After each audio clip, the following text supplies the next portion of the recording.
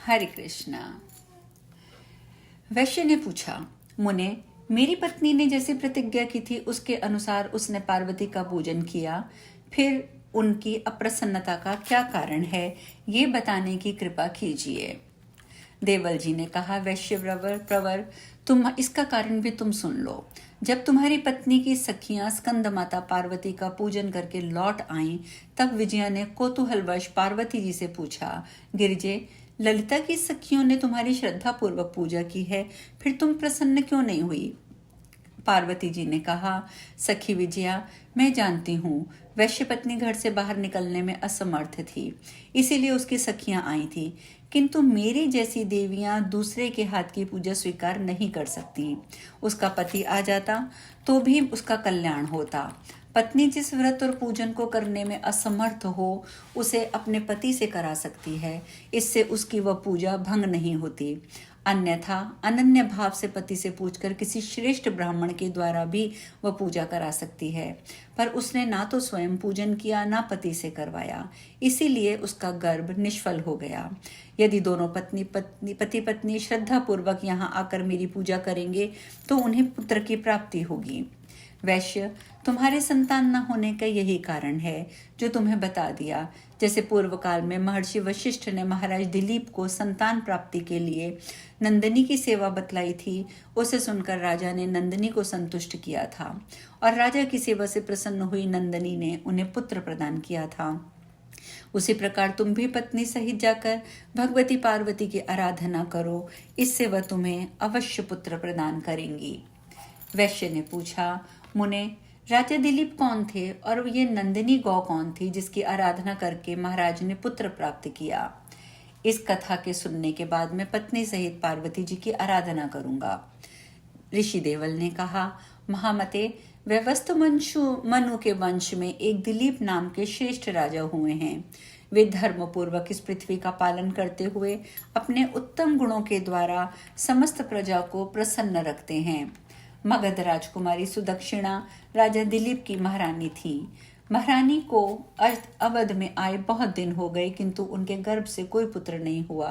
तब कौशल सम्राट दिलीप अपने मन में विचार करने लगे, मैंने कोई दोष नहीं किया, धर्म अर्थ काम का यथा समय सेवन किया है, फिर मेरे किस दोष के कारण महारानी के गर्भ से संतान उत्पन्न नहीं हो रही है?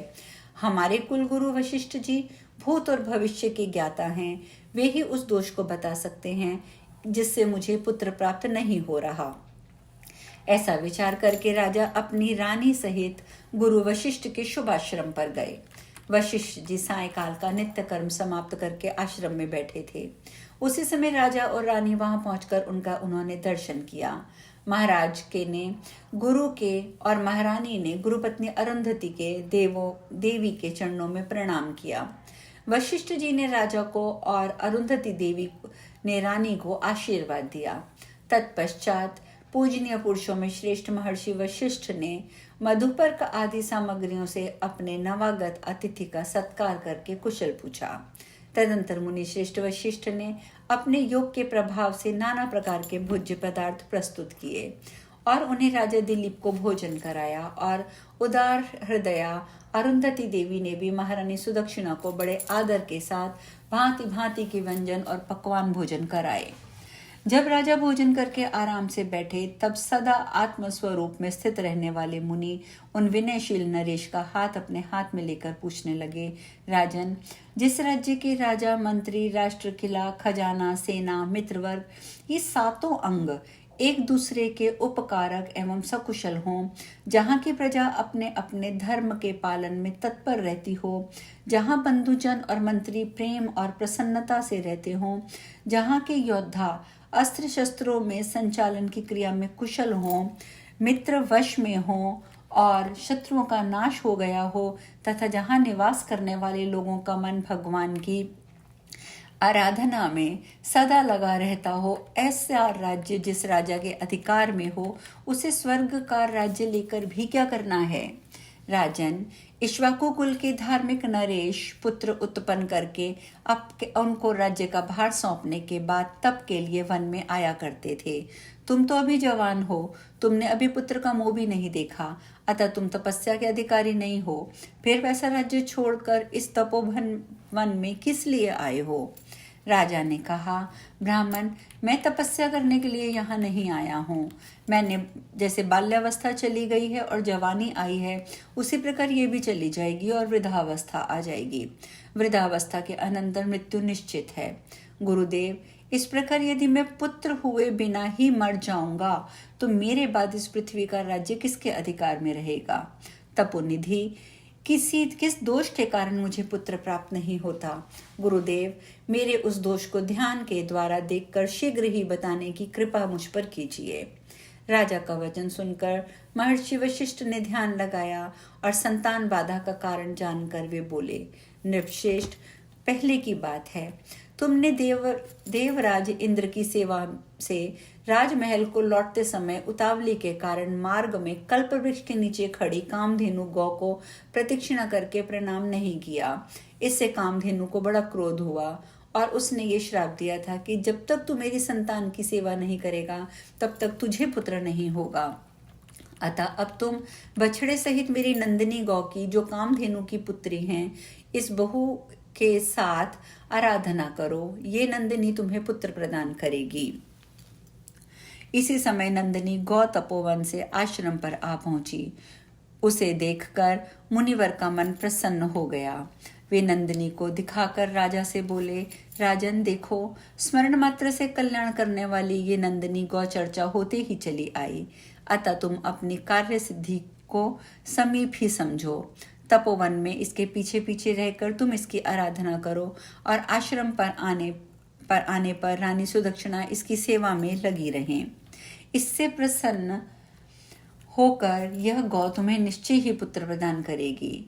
महाराज, तुम हाथ में धनुष लेकर वन में पूरी सावधानी के साथ गौ को चराओ, जिससे कोई हिंसक जीव इस पर आक्रमण न कर बैठे। राजा ने बहुत अच्छा कहकर शीघ्र ही गुरु की आज्ञा शिरोधार्य की। देवल जी कहते हैं, तदंतर प्रातःकाल जब महारानी सुदक्षिणा ने फूल आदि से नंदिनी की पूजा कर ली, तब राजा उस धेनु को लेकर वन में गए। जब वह गौ चरने लगी तो राजा भी छाया की भांति उसके पीछे पीछे चलते थे। जब घास आदि चरने लगती तो वे भी फल मूल आदि का भक्षण करते थे। जब तक वृक्षों के नीचे बैठती तो वे भी बैठते, जब पानी पीने लगती तो वे भी पानी पीते। राजा हरी हरी घास लाकर गौ को देते, उसके शरीर से डांस और मच्छरों को हटाते, हाथों से सहलाते और खुजलाते थे। इस प्रकार वे गुरु की कामधेनु गौ के सेवा में लगे रहे। जब शाम हुई तब वह गौ अपने खुरों से उड़े हुए धूलि कणों के द्वारा राजा के शरीर को पवित्र करती आश्रम को लौटती। आश्रम के निकट पहुंचने पर रानी सुदक्षिणा आगे आकर बढ़कर नंदिनी की अगवानी करती और विधि पूर्वक पूजा करके बारंबार उनके चरणों में मस्तक झुकाती। फिर गौ की परिक्रमा करके वे हाथ जोड़कर उसके आगे खड़ी हो गईं। गौ ने स्थिर भाव से खड़ी हुई रानी द्वारा श्रद्धा पूर्वक की हुई पूजा को स्वीकार किया। तत्पश्चात उन दोनों दंपत्ति के साथ वह आश्रम पर आई। इस प्रकार दृढ़ता पूर्वक व्रत का पालन करने वाले राजा दिलीप ने उस गौ की आराधना करते हुए 21 दिन बीत गए। तत्पश्चात राजा ने भक्ति भाव की परीक्षा लेने के लिए नंदिनी सुंदर घासों से सुशोभित हिमालय की कंदरा में प्रवेश कर गई। उस समय उसके हृदय में तनिक भी भय नहीं था। राजा दिलीप हिमालय के सुंदर शिखर की शोभा निहार रहे थे। इतने में ही एक सिंह ने आकर नंदिनी को बलपूर्वक धर दबाया। राजा को उस सिंह ने आने की आहट नहीं मालूम हुई। सिंह के चंगुल में फंसकर नंदिनी ने दयनीय स्वर में जोर से चित्कार लगाई, जिसके करुण क्रंदन से धनुधर राजा के चित्त में दया का संचार कर आया। उन्होंने देखा गौ का मुख आंसुओं से भीगा हुआ है और उसके ऊपर तीखे दाढ़ों वाले पंजों वाले सिंह चढ़कर बैठा हुआ है। ये दुखपूर्ण दृश्य देखकर राजा व्यथित हो उठे। उन्होंने सिंह के पंजे में पड़ी हुई गौ को फिर से देखा और तर्कस से एक बाण निकालकर उसे धनुष की डोरी पर रखा और सिंह का वध करने के लिए धनुष की प्रत्यंचा खींची। इसी समय सिंह ने राजा की ओर देखा। उसकी दृष्टि पड़ते ही उनका सारा शरीर जड़वत हो गया। अब उनके हाथ बाण छोड़ने की शक्ति से संपन्न नहीं थे। इससे वे बहुत विस्मित हुए। राजा को इस अवस्था में देखकर सिंह ने और भी उन्हें विस्मय में डालते हुए मनुष्यवाणी में कहा, राजन, मैं तुम्हें जानता हूँ। तुम सूर्यवंश में उत्पन्न राजा दिलीप हो। तुम्हारा शरीर जड़वत हो गया है, इसके लिए तुम्हें विस्मय नहीं करना चाहिए, क्योंकि इस हिमालय में भगवान शंकर की बहुत बड़ी माया फैली है। किसी दूसरे सिंह की भांति मुझ पर प्रहार करना भी तुम्हारे वश की बात नहीं है, क्योंकि भगवान शंकर मेरी पीठ पर पैर रखकर अपने वृषभ पर आरूढ़ हुआ करते हैं। अच्छा, अब तुम लौट जाओ और समस्त पुरुषार्थ के साधनभूत अपने शरीर की रक्षा करो। वीर, इस गौ को देव ने मेरे आहार के लिए ही भेजा है।